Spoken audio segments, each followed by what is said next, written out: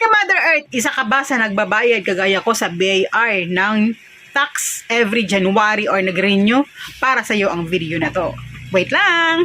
눈 뜨면 눈부신 아침 햇살과 모닝콜로 너와 시작하는 하루 마치 내 인생 Mother Earth! Welcome back sa ating channel! Yan ka Mother Earth, mabilisan na vlog lang ito dahil meron akong good news sa inyo. Yes ka Mother Earth, lalong-lalo na sa mga vlogger, sa mga negosyante.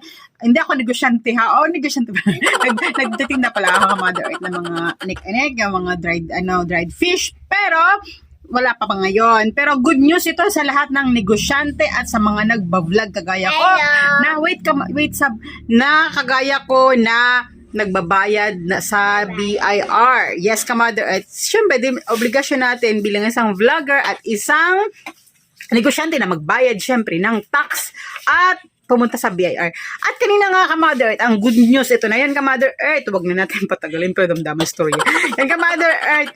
Alam niyo ba na wala ng registration? Yes, tama ka Mother Earth ang narinig ninyo dahil di ba every 31 or January 31 on or before January 31 kailangan natin magbayad ng kagaya nito ng basahin ko ka Mother Earth renewal of annual registration fee on or before January 31 using BIR form of 0605. Yan ka Mother Earth. So hindi mo na kailangan magbayad ka Mother Earth. Yun yung good news.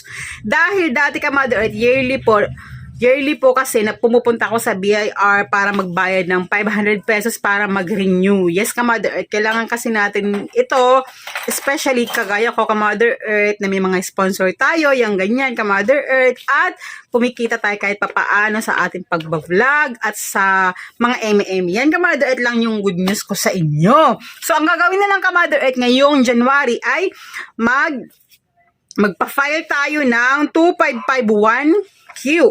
Yes ka Mother Earth. At alam nyo ba, dati kasi doon ako nagpa-file sa BIR mismo, nagpapa-online ako. Ngayon, kasi parang nahihiya na ako sa kanilang magpa-online. So, ako na mismo ang nag-online sa BIR.